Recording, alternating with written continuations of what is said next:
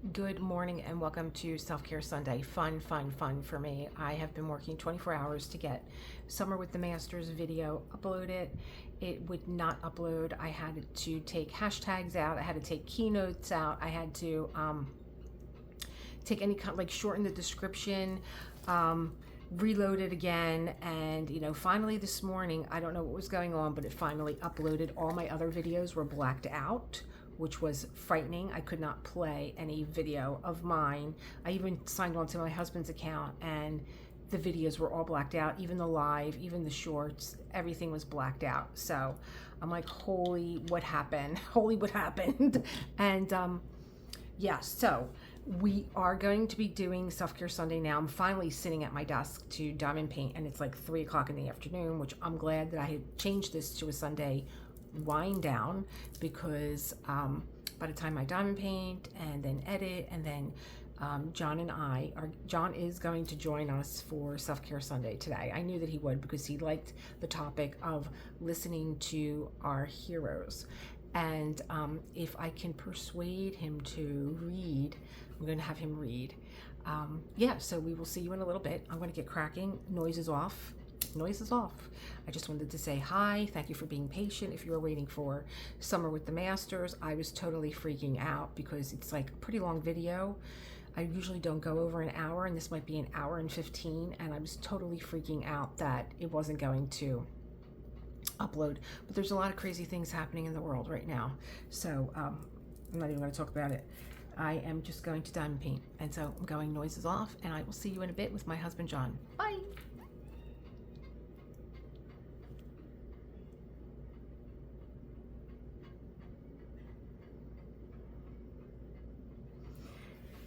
I did finish this. Let me just say that I did finish this yesterday for Summer with the Masters, and I'm going to move up into this corner. I have all my drills out, all my pens out. You guys know I like to switch on and off with my pens. And if I didn't say it, thank you for being here, and welcome back if you're back, and welcome if you're new. And I am eager to start this little corner here, because then it means there's just a little bit more to seal up this top part, which will then have the entire perimeter of the canvas done. All the borders will be done. Yay! Okay. My tripod doesn't want to lock, and I want to be able to see what you see while I'm diamond painting. There we go.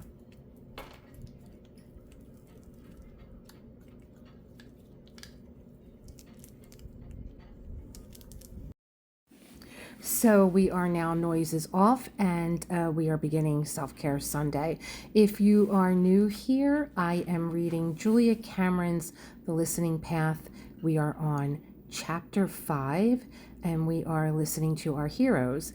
And my husband John, when he found out about this chapter, he wanted to join us, and I was able to persuade him to read for us.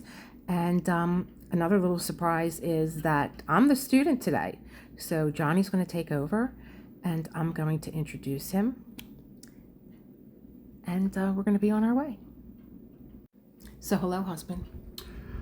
Hello, Elisa. Welcome to all of my beautiful wife Elisa's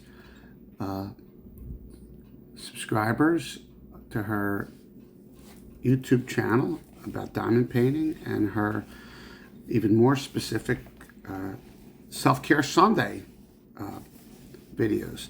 So welcome everyone to Self-Care Sunday, and I've agreed to speak and read for you folks, and I think I would like to begin with a quote from this chapter. And the quote is, "One way to remember who you are is to remember who your heroes are." So I think that's a really good place to start.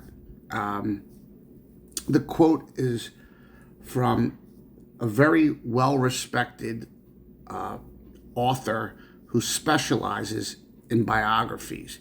His name is Walter Isaacson, and I've actually read two of Walter's works.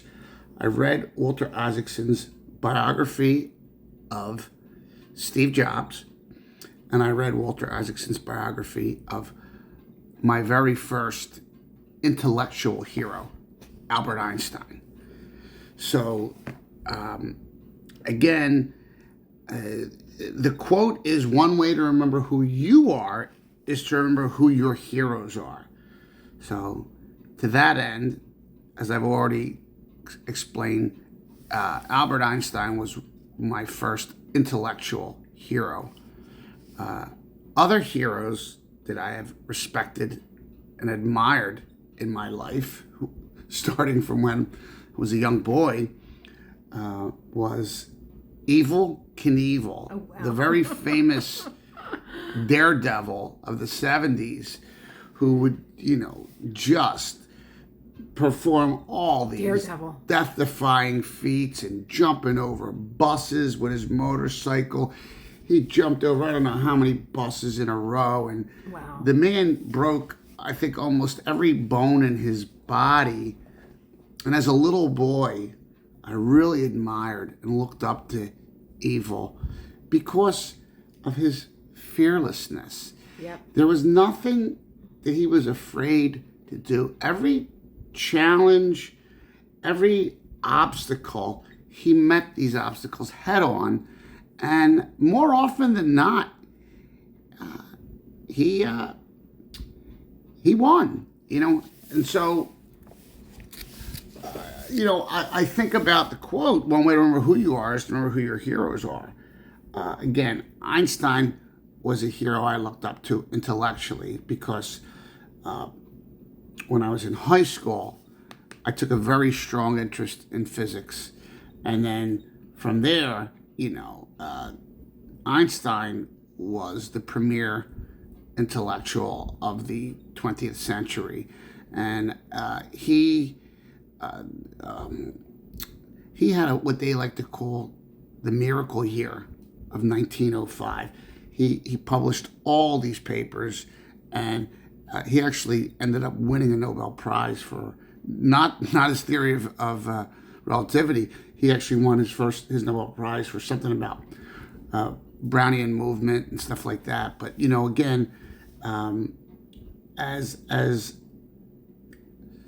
a teenager and as an intellectual and as a student, I was fascinated by his theory of relativity, and the original special theory of relativity was published in 1905 during that miracle year, and then the later, more broad general theory of relativity, I believe, was in 1915. And, at the time, I'm talking, this would have been 1980, 81, 82. I was in high school. Mm-hmm. And all those years later, I was just in awe of what he was able to learn about our universe. Mm-hmm. And the way he came to these conclusions was also incredible. Einstein was known for his thought experiments. Mm-hmm. So when he developed the theory of relativity, it began with him saying, well, what would the world be like if I were able to travel at close to the speed of light, and I was traveling alongside of a photon, which is a light quanta. And from that one thought experiment, he was able to deduce things that have since been proven true, like length contraction, time dilation. So I don't want to bore you folks, but it is, in fact, correct that the faster one moves to the velocity of light, length contracts and time dilates. If you were able to get on a spaceship and travel close to the speed of light, when you came back to Earth, you would have aged less than the people you left on Earth. So we have Evel Knievel when you were a young boy. Yep. And I remember you jogged my memory because I got drugged to all those shows down at the Spectrum. Oh yeah. This is my brother, and I think it was like the only time I ever seen my brother really like almost levitate. I could see his face now as a little boy, and he just like you couldn't even if you were taught you could have been screaming at him. He didn't hear you. He was transfixed. Little boys were amazed at the fearlessness and the feats, the physical feats. That I once saw the James E. Strait show. I don't know if you remember this, back at the old Moymentsing prison, and at that it was like a carnival show. They had this it was an attraction or whatever. It was like the Wall of Death. And so it was a circle, and you'd go in and stand at the top and look into it, and there would be guys on motorcycles that would literally ride up the side and then go around the circle, being held in place by centrifugal force. Again, I saw that as a little boy, and I was just fascinated with one. Again, at that age, I did not have the conceptual or cognitive development to understand it's centrifugal force that is holding these riders in. I was more fixated on the fact that some man was willing to get on his motorcycle and drive around this thing and let the principles of centrifugal force hold him in place. I thought that was brave and fearless, and I looked up to bravery and fearlessness as a child. Now I'm trying to remember when I was a kid, who did I look up to? Who was my hero as a kid? Was there anybody that I thought wow, look at what she's doing? Because my dad was my hero. Yeah. Right. But all little girls, but there's I can't even think of anything that I would want to, my brother, monster trucks and Evel Knievel and these death-defying acts that he did. There was nothing. I didn't rush to do anything that made me want to. So you can't even now look back and think of a person, a hero that you respected, admired, and looked up to? I can't think of a teacher. As a young girl. I'm going by your age now, right? We grew up in the same neighborhood, same kind of background, same school. Well, I'll tell you this. I think that our culture, going all the way back to the 70s when we were kids, are starved for heroes, both intellectual heroes, brave heroes, and emotional heroes, and moral heroes. We are our whole culture is starving for someone to look up to. Yes. And I think that's a very real thing, and it's an indictment on our culture. Where you had Evel Knievel, we had things that I just didn't fall for. I didn't fall for Barbie. What did I have to play with? So, Barbie. I didn't fall for Barbie, and I can't think of what else was going on when I was a little girl. I was happy with roller skates. At that age, I had another hero, and that man's name was Eric Weiss, who your subscribers may or may not know that Eric Weiss is more commonly known as Harry Houdini. So I was very big into magic, and I loved I can see that. Doing magic tricks, and I loved, Houdini was another daredevil that would literally risk his life to do his magic. And so again, I find myself drawn towards brave men, men who are not afraid to take chances and to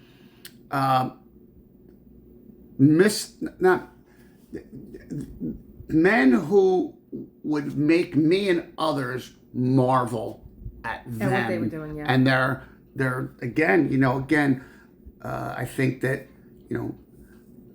Evel Knievel was a daredevil who used a motorcycle as his vehicle. But tribute Evil Knievel. but I think that Harry Houdini was also a daredevil who risked his own life to perform magic, and he was also very much known as an escape artist, more so than even a magician. Houdini was known as an escape artist. Well, I gotta say now here's a hero, even though it's Rocky. We had that's the first thing I could see about being excited about.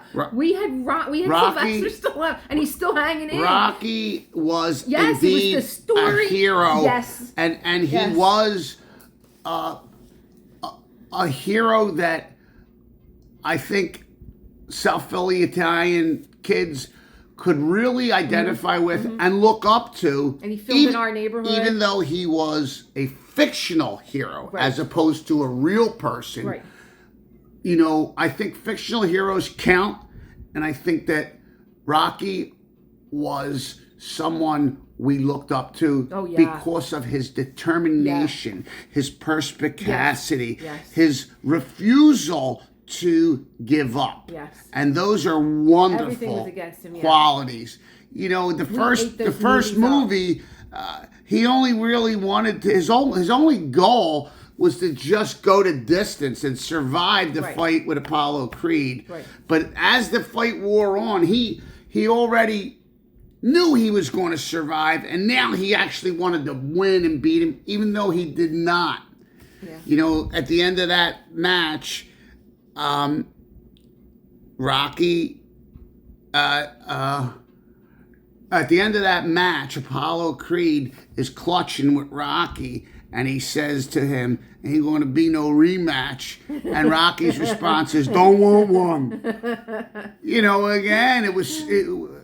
Again, I think that heroes are important to our psyche, and I think that fictional heroes are just as important to our psyche as the real ones are. Yeah. So now that you're going to bring in fictional heroes, my next hero would be the character Atticus Finch from To Kill a Mockingbird, the lawyer from down south. Now, again, anyone who's ever seen the movie To Kill a Mockingbird will forever have Gregory Peck in their head as who Atticus Finch was, because he really embodied that character so well. And I read the book before I ever saw the movie, but again, even to my taste, I think that Atticus Finch is an absolute hero. And again, Atticus knew that he was going to be defeated before he even set out. He knew when he was tasked with defending Tom Robinson, he knew that the racism down south and the jury system and the jury, he knew he was not going to win, but he did it anyway. Because it mattered. Right, that's right. And he's got a great line. If we're talking about the movie instead of the book, when Bob Ewell is basically expressing remorse that he got picked to defend this, insert expletive here, that raped his daughter. And, Atticus just looks at him and says, "I was appointed to defend Bob Ewell, and that's exactly what I'm going to do." Right. And that's true courage. Right. That's a true man who has principles and beliefs and is going to live his life by those beliefs. And I think that's a great definition of what a hero is. So you were lucky. You, as a kid, ate books up. You ate books up. You're so lucky. Like, I was just saying, like, I didn't fall for, what was it, Barbie dolls? I also didn't fall for Walt Disney. Like, I was not the kid. I was not the little girl that read Sleeping Beauty and Cinderella and all that. I just thought all that was just, like, so... Fairy tales. But it was a young girl. It wasn't like, read me that story. Read me that again. I don't know what the hell I was doing. I think what it says about you is, even as a young girl, you were already conceptually and cognitively developed enough to make an evaluation and say to yourself that well, this is a fairy tale. It's not real. It's not true. And it didn't resonate with you because of that. Barbie didn't resonate with me. And we're only on a quote. We just opened up this chapter. We're only on a quote. Oh, well. How long is this thing going to go on? It's good. we got like another, we got some time. What am I doing here? Okay. I'm playing with the black drills that were just so horrible. So let me read a little bit from the book. It says, now you're going to try listening to spirits that you admire but don't know personally. In short, your heroes. So she goes on to say, just as reaching to our beloveds feels surprisingly easy, so too reaching to our heroes is simple, not at all hard. Again, what matters here is our intention. We must have a pure yearning to make contact. Our heroes respond to our clarity.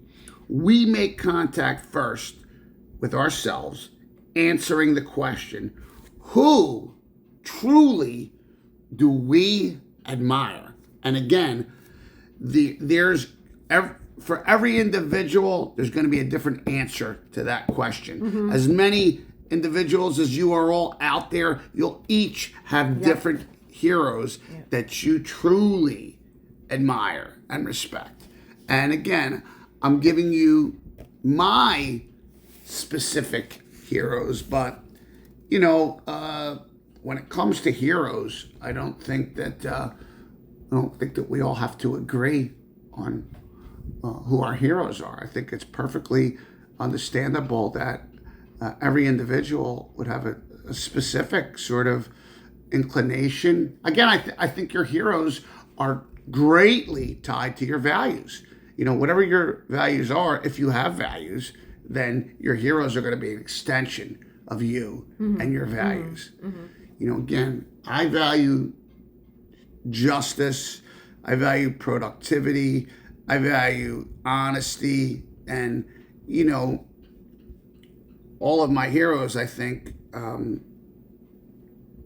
embody those values. And so the reason I look up to them and admire them is because they inspire me to live my life according to my own principles and my own values. So they help me to be more honest, to be more just, to be more productive, to be, more determined. Again, you talk about Rocky, talk about determination and grit, discipline. Yeah, and just look at his documentary. It'll bring you to your knees. It's what he went through as a young boy, and then with his mother and his father, and just like being on the streets in New York. Like, I think he was homeless at some point. His story is incredible. He wrote Rocky in how long? Very quickly. Like 5 days or something? Amazing. The other thing about Einstein was, his theory of relativity was not well received when he first published it. And most of the scientific community poo-pooed it and said, this is not true. I think there was an occasion where 100 scientists all signed a letter denouncing the theory of relativity. And I think it was after the theory had been proved correct, Einstein made this wonderful, flippant response that, well, he says, why did 100 people have to sign the letter? Because if the theory was incorrect, one would have been enough. That's right. Yeah. That's right. Yeah. That's right. So. And the other thing about Einstein too is that he had some humility too. When he was once asked, Dr. Einstein, what's it like to be the smartest person in the world? Einstein said, I don't know. You'll have to ask Nikola Tesla. Yeah. Now, Tesla was a man who produced and manufactured things. Einstein was not that guy. Einstein was a conceptual guy. He was a theoretical physicist. And this is why I was attracted to him. To this day, I'm much more interested in theory and than I am in applications of theory. The application of a theory is the province of an engineer or a manufacturer. But before someone can engineer or manufacture anything, some theoretical, conceptual person must first figure out, hey, we could do this because conceptually this grows from this, and that the theory comes first, and after the theory has been articulated, then the engineer or the manufacturer can now bring that idea to life.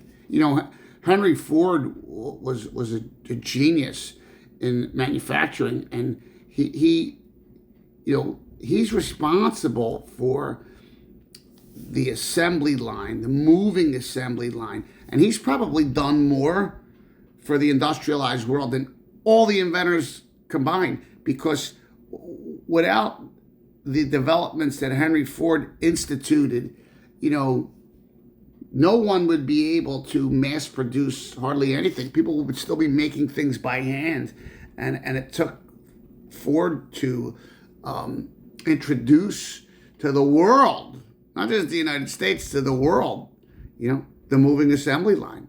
And so, in that situation, you had, whatever, a dozen or more people, each had their own specific task. And, the assembly line would move, and one person would attach this to it.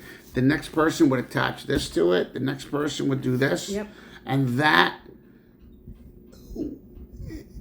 exponentially increased our ability to make things and make things faster. Yes. Yeah. So I was telling my subscribers when I was doing Summer with the Masters that, you had seen this chapter and you were like, I want to jump on this. I was telling them that, well, maybe I can get him to read, because my husband would read to me and I love when he reads. And I was saying, I think I know who his heroes are, and I'm 0 for 4 right now. Really? Well, who did you think my heroes were? No, but I let you keep talking, and like towards the end, it doesn't come out. Listen, I know I have told you on more than one occasion I can't believe that I missed Albert Einstein. That Einstein was my first intellectual hero. Oh my God! That's you know that. See, I always go towards the singer-songwriter. Oh. And you're with film and everything else. So again, I'm glad you brought that up, because I would now like to introduce another hero of mine, and it's very personal, and I'll explain how and why. So my next hero, if you guys don't know who I'm talking about, I cannot stress emphatically enough how you better go run to YouTube and put this man's name in and listen to the songs he has written. Go ahead. The first album, I would definitely start listening to every track on the first album. The songwriter and the performer, his name is John Prine. Oh my God, I got it wrong. And Prine is such a wonderful storyteller and such a master at describing the human experience. He will make you laugh and cry in the same song. He's a genius. And so, for my own personal reasons, I have to tell you that for the last 26 and a half years, I have been a mailman working for the post office. And the great John Prine was also a mailman who worked for the post office before he broke, hit, and quit his job as a mailman to become a singer and songwriter. So I got it wrong. He actually wrote the song Hello in There, which appears on his first album. And I know this because I spoke to his bass player who came upstairs to my room when I seen them perform in Reading, Pennsylvania. The bass player's name is Dave. And Dave told me, I didn't know this, he said, John told me that he wrote Hello in There sitting in a relay box. And for those of you that don't know what a relay box is, there's two different kinds of boxes that mailmen use. The one box is the letter collection box where people put their letters in and you open up that box, take the letters out, put a new tub in. But there's also another box called a relay box. These are green boxes, and the public is not permitted access to them. But you open them up, and then your mail is in there, and you deliver the mail from the sack that's in there. And so working in the Midwest in Chicago, which is where John worked as a mailman, it must have been really cold. And so he would open up the box and sit in it. And he wrote this song, which it makes perfect sense to me. It's called Hello in there, and it's about aging process and old people. And I would expect that John probably served mail to a lot of older people whose only contact they had all day long was with the mailman. And again, I strongly encourage you guys to look up John Prine, look up Hello in there. So I said, what? We would definitely lost the newlywed game. Why? We would have lost the newlywed game. Jim Croce? Yes. Well, I love Croce. And, listen. He's another one of my heroes. He's another one of my heroes. And I still to this day cannot listen to Operator because I will start bawling like a teenage girl who just lost her boyfriend. Time in a Bottle, Operator. My God. This would have been like 1972, 73, going into 74. I didn't turn Croce died in 74, but he died early on in the year. So I wasn't 10 years old till September of 74. And I was obsessed with Croce. We got robbed. It's interesting that, as a young man, I was under 10. And I find it interesting that such a young person would be so touched by someone that just sang and wrote songs. Well, you were already reading. You were reading books. Oh yeah, I was reading. One of the books that you read to me was The Reincarnation of Peter Proud. Oh my God, and that book scared the shit out of me. It was like, you read this at what age? Probably 10 or less. And wasn't it a Scholastic book? Like they sold. It probably was, but I'm saying I don't think Saint Nicholas at Tolentine, or Father Gattinella, or Sister Marie. I don't think they were endorsing that book. I know that Stories of Suspense, which I read several. I think I read all the stories to you. That book I absolutely got from Reading is Fundamental and Scholastic Aptitude. So two of my favorite stories of all time, these are short stories, were in this book, Stories of Suspense. The one was Of Missing Persons, which was written by Jack Finney. And I could talk for another hour just about that story. We'll have to do that. One day you'll have to join me, and we'll have to, because that was the first, you read... The other story in Stories of Suspense was written by Daniel Keyes, and it's called Flowers for Algernon. Right. And that was an abridged version of that story because it was a short story, but it had many incarnations because he wrote it as a short story, but then I think he fleshed it out to make it longer, and then it got so popular, but then he had to cut it back for publication and certain things. It's a movie, it was a play. That's when, what the hell's his name? The actor, Cliff Robinson, Richardson, I think it's Robertson. Cliff Robinson? Robertson. Cliff Robertson. Right. Was the actor who optioned that short story and made it into, I think it was a made-for-TV movie called Charlie. They didn't use the actual title, Flowers for Algernon. But there's so much in that story. That, again, it's another one. I could do an hour just talking about Flowers for Algernon. I could do an hour talking about A Missing Persons. That was a great one that you read me. And so, I didn't... Go ahead. I didn't... I think with you, I was like, I'm going to name 3 people that I think my husband's going to name. One of them was Jim Croce. Yeah. I'm glad that you. Again, he is one of my heroes. I just didn't get to him yet. That's all. Yeah, I know. And I said the other one is one that I found out by doing my diamond painting. I think was Van Gogh. Oh, yeah. Well, again, Van Gogh is such a beautiful but tortured soul. So we did a lot of talking just from one quote, which is pretty much the way our conversations go. We get carried away.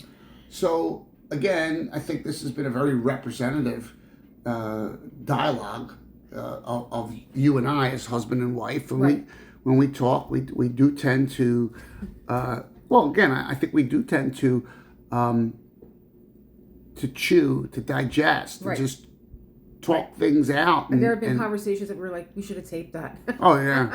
Well, we're finally doing it. Yeah. It's a good idea. So I think what I'd like to do, because it was so successful from the beginning of this video. Mm-hmm. There's another quote here I'd like to read. Go ahead. And then we'll go from there. Go ahead. So this one is by Ralph Waldo Emerson.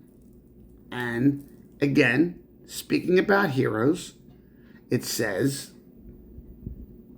our chief want is someone who will inspire us to be what we know we could be. Now, again, that is such a profound and meaningful quote. Like, I mean, I consider myself to be a very high level conceptual person. I consider myself to be an intellectual, and I tell you, this is wonderful. This is profound. Mm-hmm. And there's, again, as you're going to find out right now, we could talk endlessly about this quote. I'm going to repeat it for you one more time. It says, our chief want is someone who will inspire us to be what we know we could be. Mm-hmm. So there you have it. He's describing a hero. He's describing hero worship. And he's also describing the reasons we need heroes. Mm-hmm. And so, starting there, I would say that I think we all are familiar with being inspired by a person, an event, and I think Emerson is correct when he says what we really want is someone who will inspire us to be what we know we could be. So again, it's a wonderful, it's a very benevolent quote about human nature, and it's basically saying that as humans we want heroes to look up to so that they may inspire us to be better people, to be better husbands or wives, to be better members of our community, to be better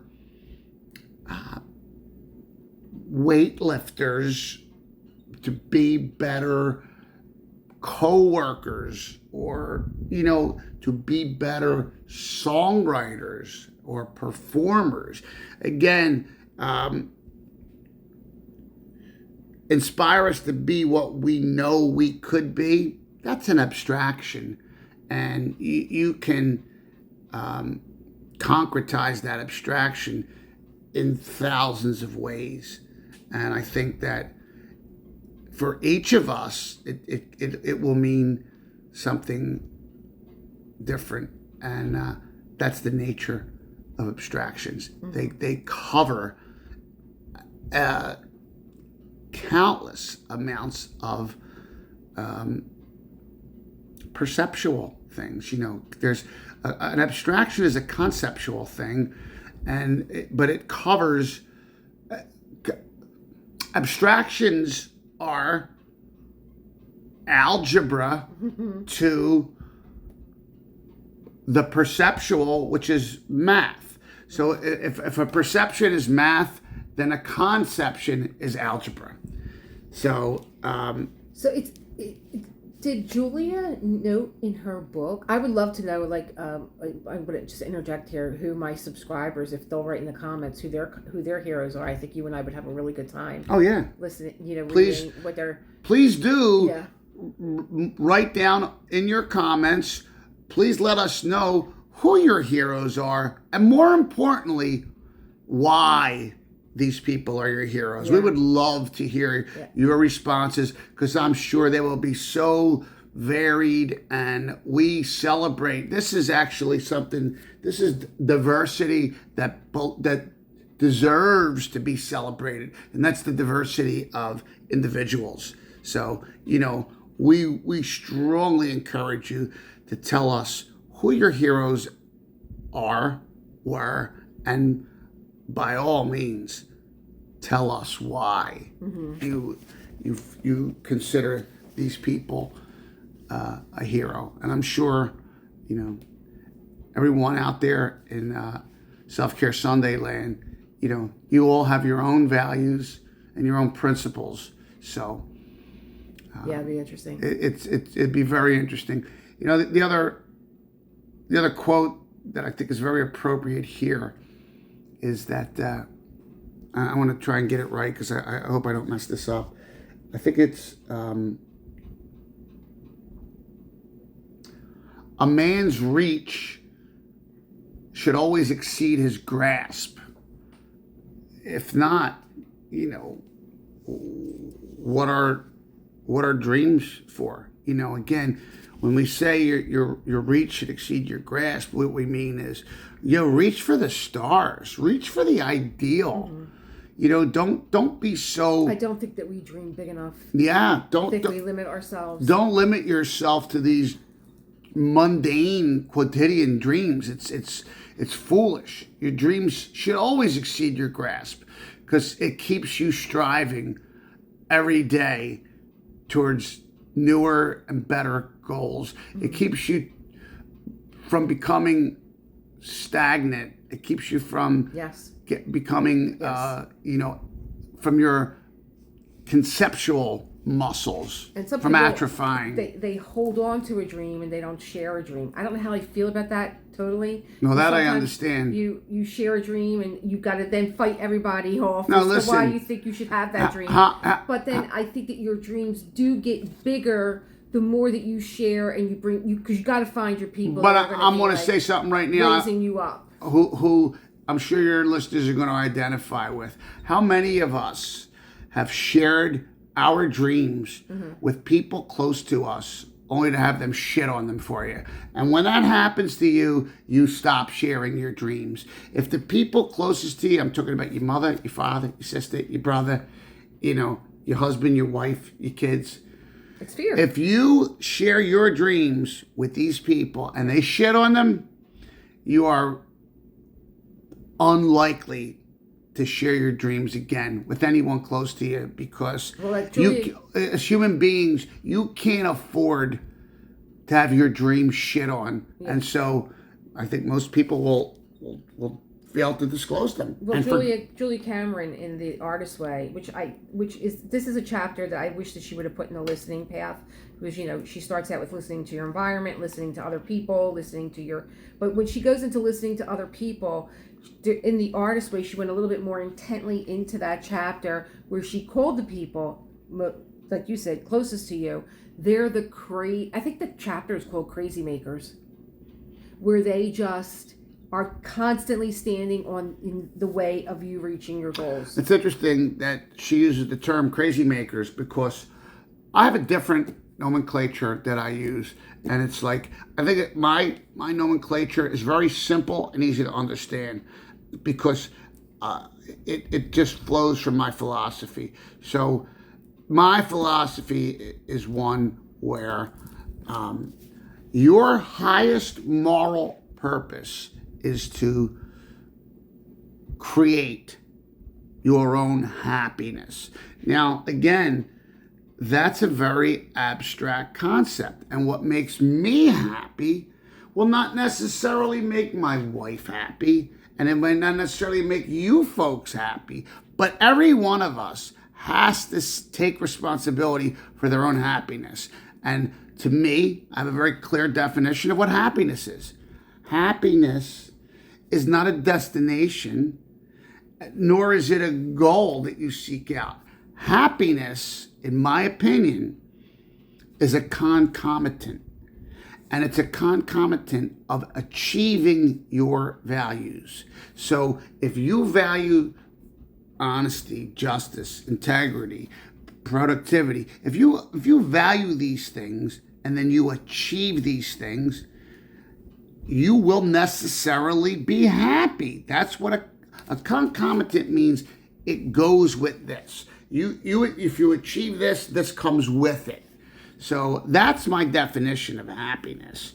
And again, this is why one cannot say, "Oh, I just want to be happy." Mm-hmm. That doesn't work. You have to say, "I want to achieve these values. And if I do achieve these values, then I will be happy." So, because that's what happiness is. Bottom line. Yeah? We got to be our own heroes. On some level we do, but I do think every single individual can benefit from having external heroes to look up to. Again, I didn't mention it. I want to come back and say my father, Mario Pescatore, was also another one of my heroes. My dad was not, he was not a celebrity. He had no contributions to medicine or science or the arts, but he was my hero. My father was born in 1921, and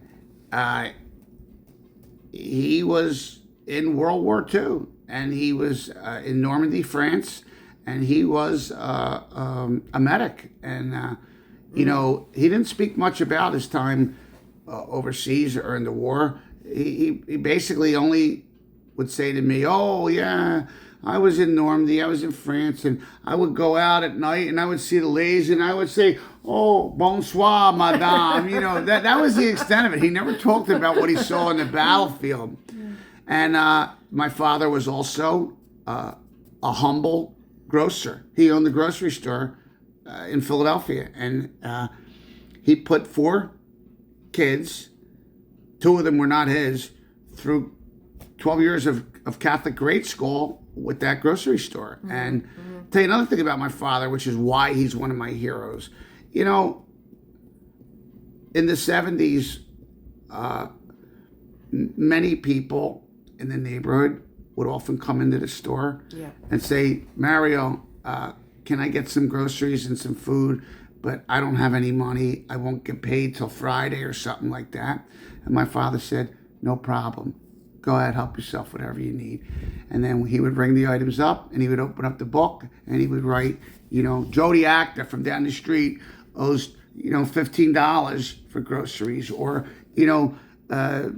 Mary or Jean Alice around the corner owes, $20 for groceries. And then, the neighbors would invariably come in and pay their bill.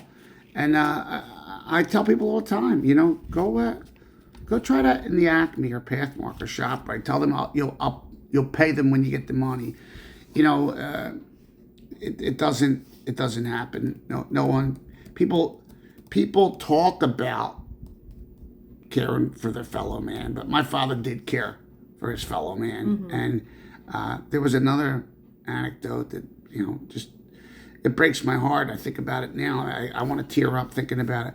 So there was a couple older women. They were sisters, and they lived right down the street from our house and the store.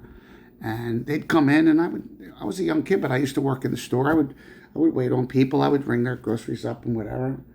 And they would often buy cat food, these 2 elderly women. And I'll never forget, one day my father looked at me and said, "They don't own a cat." And I didn't understand. I was like, "Well, what do you mean? they don't own a cat. Of course they own a cat. They just bought 2 cans of cat food.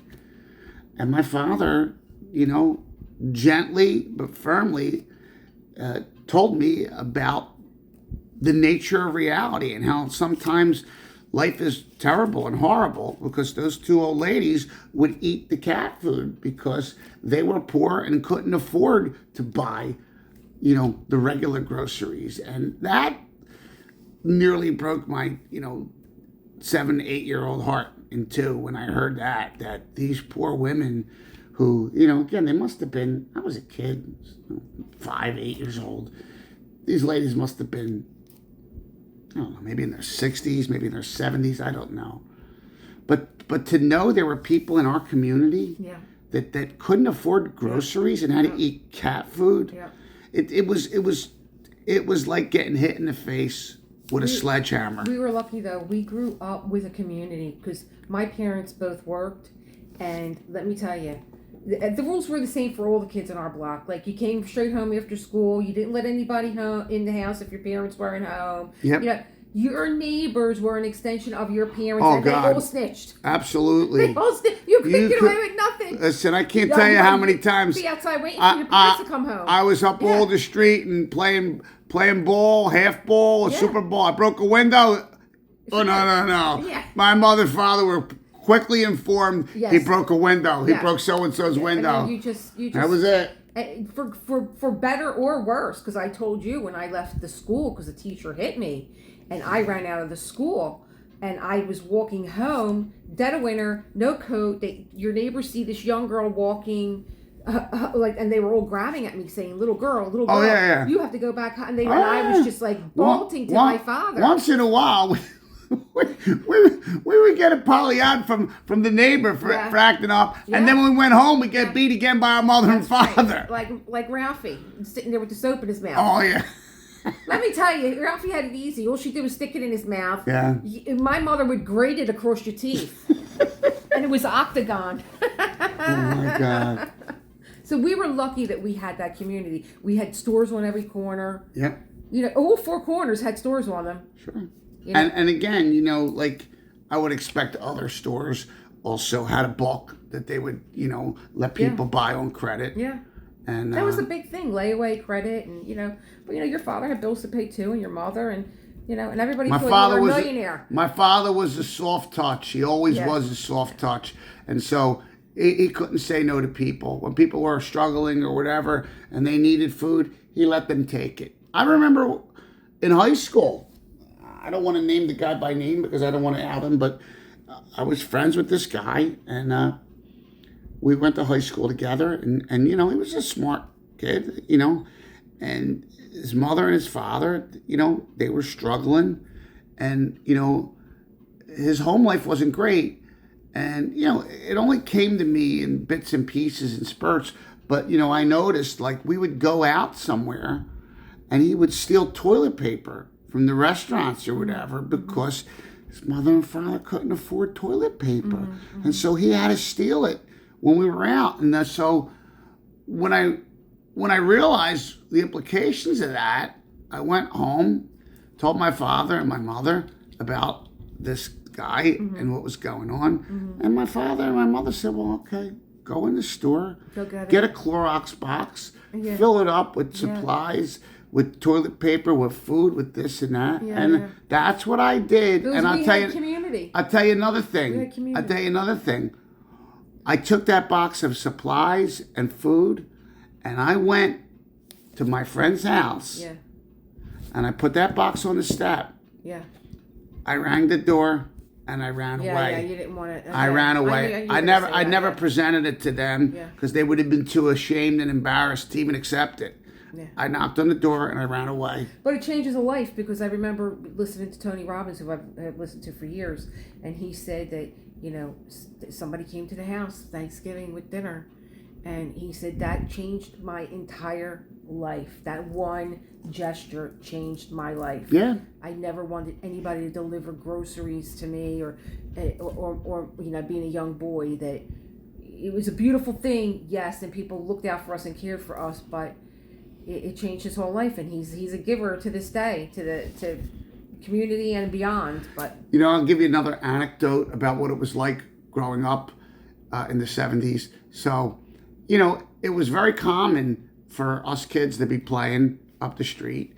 And, you know, an adult would come out of our house, a woman, and she would say, hey, boy, little boy, come here. You know, they didn't know our names. They just were, come here. Okay. Here, do me a Barry's favor. kid. Do me a favor. Go get me a pack of Rolaids and cigarettes. Cigarettes. And then And they had a note. They give you the money, right? And so you would go to the store and you would get whatever it is they asked you to get, and you would dutifully bring it back, knock on the door, and hand them the change. And then this was like, you know, talking about Ralphie. This was a tenet of kiddom. They would invariably go like this, give you a quarter, try to put that in your hand for going to the store for them. And every time the kid would go, oh, no, that's all right. You don't have to do that. You don't have to do that. Always refuse. And then they would go, take it.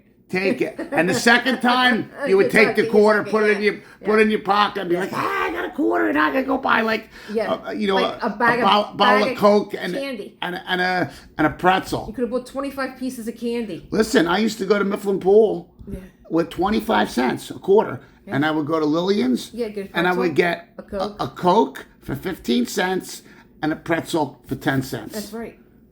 I know. We had it all. So I'm curious to see, because I know Julia gives like an exercise like in a separate box. We didn't even get a chance to do. We're not going to make that. I want to do another quote. So this is going to be a follow-up on WIP Wednesday live. This quote is from the famous Dr. Seuss. And it says, sometimes the questions are complicated and the answers are simple. Now, I love that one for so many reasons because, you know, speaking about things in that manner, questions are complicated, but the answers are simple. It reminds me very much of Occam's razor. So for those of you who are not familiar with Occam's razor, it's called Occam's razor because it's a razor that slices away all the things that aren't important. And what Occam's razor says is the simplest answer is usually the correct answer.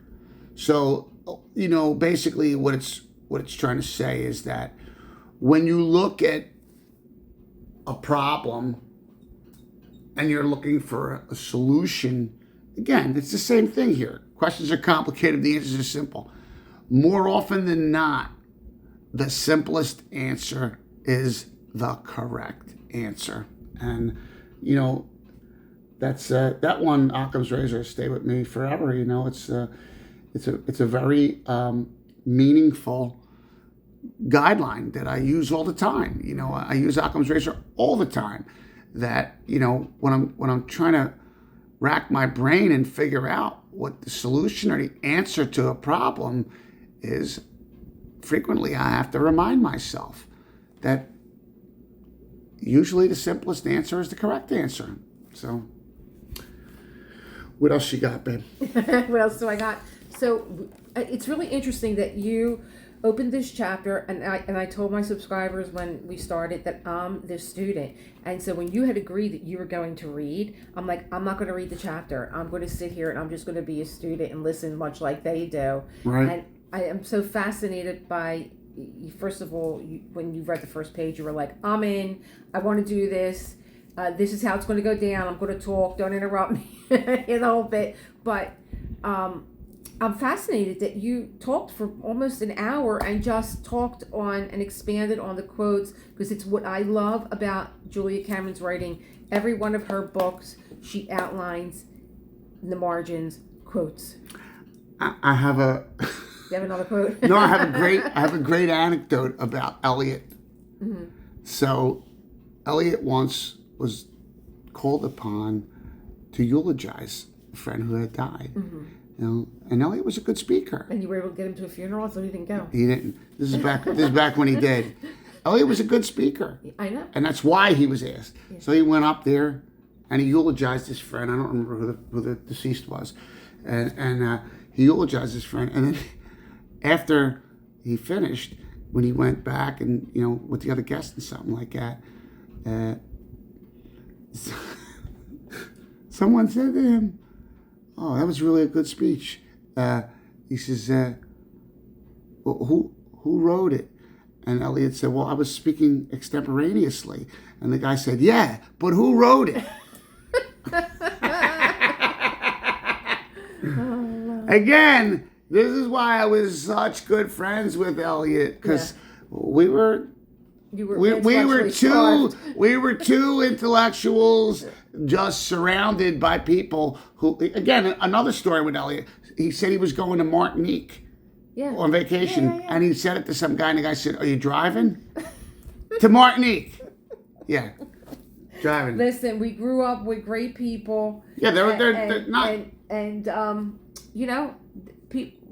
I certainly didn't fall into books the way that you and Elliot did. I don't know what the hell I was doing as a kid. I was on roller skates. You were writing instead of reading. I really was reading. My father, as my subscribers know, used to nickname me Hemingway because I had the composition book in my hand all the time. I was writing all the time. I would sit out on the step and I would write about the kids on the street and how stupid I thought they were. Yeah. Because they like Barbie dolls. I couldn't imagine. I'm like, you were out there on your roller skates eating French fries and your copybook. Yeah. I never had shoes on, and I'll tell you why. Because first of all, I got places faster, and you're always saying how morally ambitious I am. Yep. I got places faster on roller skates, and I could fly. Right. I loved that feeling of just flying. Right. So what I'm going to do, being that you didn't read any of this chapter on the quotes, is I do a live on WIP Wednesday, and I'm really just interested in my subscribers and their heroes, and you did a very good job, even though I'm kind of shocked that you didn't name Ayn Rand. Well, again, here's they were the three. Here's the problem, Elisa. I'm a man who has many heroes. I really do. You do. So when you said heroes, I jumped at the chance to speak. You're so lucky you have so many. But I'm saying, I literally just, our session is almost over. Yeah. I didn't get to Ayn Rand. Ayn Rand is another hero of mine, but not just intellectually. I know. I admire her morally. Yes. She is the first person to ever teach me the difference between morality and intelligence. She was extremely intelligent, but she had a moral philosophy that was well articulated, and I understood it. But she taught me things about other people, and sometimes my family, brothers and sisters, and made me understand why people did the things they did, because it's really important to understand morality and ethics. And I don't really, the reason I didn't get into this is it's far too expansive for me to even start talking about it now. That's why I cannot wait for you to start your YouTube channel, which is coming as soon as because and this is why I like when you come in, because I want you to get like your feet wet with this, and you're a natural. You could sit, you could talk, and you don't even worry about if this thing is running, if it isn't running. Well, again, you asked me to read this hero chapter in Julia's book, Cameron's book, and again, you gave me the book a little while ago. Like 10 minutes ago. I opened it up. I read like the first 2-3 pages, and I didn't really need to read anymore. Right. I told you, "Hey, Elisa, I'm in. Whatever you want." Right. And then I also don't need to read the whole book. Right. I could start talking now immediately. Right. Well, the listening path is a creative art of attention, but for a lot of people, creativity is a healer. Of course, art therapy. But and this is a way of, and I think that you and I today complain that there's nobody to look up to, but this was such a great conversation for me because we got to reminisce. about our heroes, and I think that the boys had bigger heroes. You didn't even get into Arnold Well, listen, Schwarzenegger, Bruce Lee. Bruce Lee. Well, I love Bruce Lee. I got to tell you an Arnold story real fast. Arnold Schwarzenegger, I greatly admire him. Why? Because he had discipline and he trained every day to develop that body that he had in the 70s when they made Pumping Iron. And one of my favorite anecdotes of all time was someone took a look at Arnold and his physique and his body and said, and I quote, "Ew, I would never want to look like that." And Arnold shot back, "Don't worry, you never will." And that, to me, it's so meaningful because what he meant was you don't have the character or the discipline to work out the way I do to get this body. I worked so hard to build my muscles and to look this way. Now, you might not like the way I look, but you never have to worry about looking this way because you're not capable of it.